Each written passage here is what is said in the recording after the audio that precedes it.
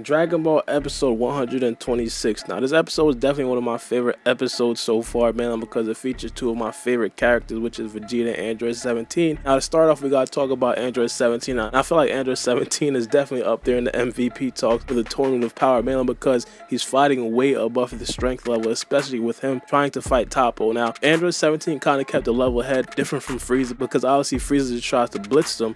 Android 17 was more on the defensive side and being more tactical in his fight scenes. Android 17 gave us like a hint of Toppo's weakness. Now, in the last episode, Android 17 said that he was trying to find a weakness. He basically said this form has to have a weakness, and it looks like Android 17 kind of found a little bit of a weakness, and he's seen that physical attacks really hurt Toppo, and key attacks definitely did no work to Toppo. Now, this is only specific to Android 17 because we won't get into what Vegeta did later on in this video, but Android 17 did pull off a tactical maneuver which was kind of lit. Now, he basically hid behind a big mountain, and then of course Toppo, he's a meathead, so he puts a destroyer ball directly inside the mountain, and then it's a big hole, and he steps into the hole, and Android 17 just completely destroys the mountain and falls on top of Toppo, and Toppo took, I wouldn't say a lot of damage, but he kind of took some damage in that, and then afterwards we kind of got to see that physical attacks hurt Toppo. Now, hitting Toppo with a physical attack, that's not any small feat by any means, but it kind of let us know that he's not completely invincible, because in the last episode I kind of thought that Toppo was going to be completely invincible. Now it turns to the scene where Jiren kind of splits Android 17 and Toppo up, and then Vegeta kind of goes on to Toppo, or Toppo takes Vegeta off of Jiren, tries to alleviate some of Jiren's pressure, so Vegeta and Toppo starts to fight. Now, this fight was definitely the highlight of the episode by far, hands down. I kind of thought that Vegeta was going to be no match for Toppo, especially after like the first 2 minutes of the fight, but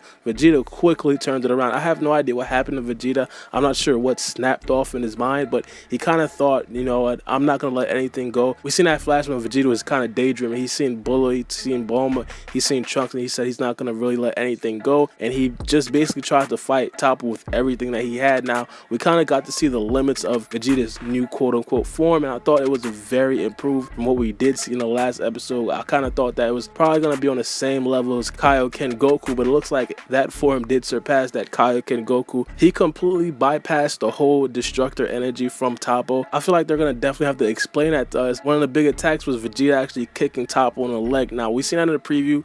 We already knew that was going to happen, so I wasn't really completely surprised on it. But at a certain point, Vegeta was just giving it to Toppo, and Toppo didn't even know how to react after that, and Vegeta wasn't looking like he was getting hurt at all. So I'm guessing the Hakai energy that's surrounding Toppo doesn't necessarily destroy everything that touches it, especially physical attacks. Now, going to the point where Vegeta completely punches through a Hakai, it looks like the Hakai has no effect on Vegeta.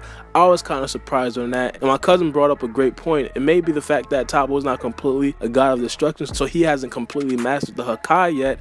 I'm not sure if that could be the case. That possibly could be the case. There has to be some drawbacks of not being completely a god of destruction yet, so I'm guessing that may be his drawback, and that might be what he needs to improve going forward on becoming a god of destruction if he does somehow get wished back by the Dragon Balls. But Vegeta definitely surprised a lot of people in this episode. Now, again, him punching through the Hakai was something extremely huge. Now, going on to the highlight of this episode, which was when he kind of tried to explode himself or try to destroy himself. I'm pretty sure a lot of people knew that he wasn't going to necessarily destroy himself. The thing that I thought that Vegeta was going to end up taking that energy and trying to put it into a blast, maybe a final flash or a regular ki blast. I thought it was going to be that, and then it was going to completely rock Toppo and probably knock Toppo out of the ring. But it turns out that Vegeta definitely did blow himself up. Now, a lot of people were predicting that he would do this, and it was going to bring back a lot of feelings from the Booth Saga, and we did see some flashbacks from the Booth Saga when Piccolo was talking about it. He said, I think Vegeta's going to blow himself up, but it turns out, thank God, that that's not exactly what Vegeta did.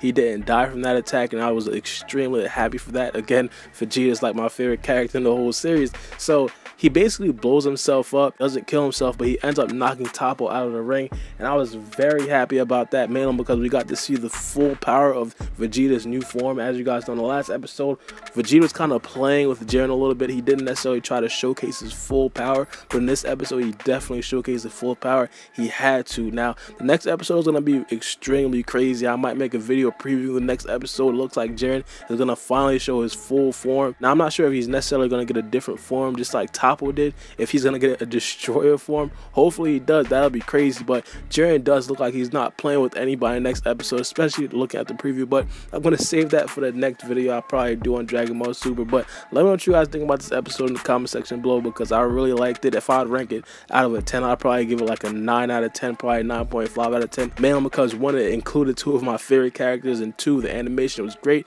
3, the storyline was extremely great, especially looking back at the Buu saga and also seeing Vegeta almost destroy himself. Now, one thing I do want to bring up is the fact that Vegeta did lose his shirt. Now, Goku is probably going to be the next person to lose his shirt, because we know, we've seen in a lot of previews that Goku and his Ultra Instinct, that's probably going to be his final Ultra Instinct form. So it looks like Goku is definitely going to probably lose his shirt, probably in this episode, the next episode, the episode after that. But in one of these episodes, he's going to lose his shirt, and then we will finally see the last fight when Goku does go into Ultra Instinct for the last time. But as I said, let me know what you guys think about this episode. How good do you think it was? Do you really like this episode? Because me, I really liked it. But it's been your boy Baara B, and we out. Nigga wanna see me fall. Stephen Curry, how I ball. Gosha garments and a white 3 on my body. I'm an icon, man. And my girl about a 10.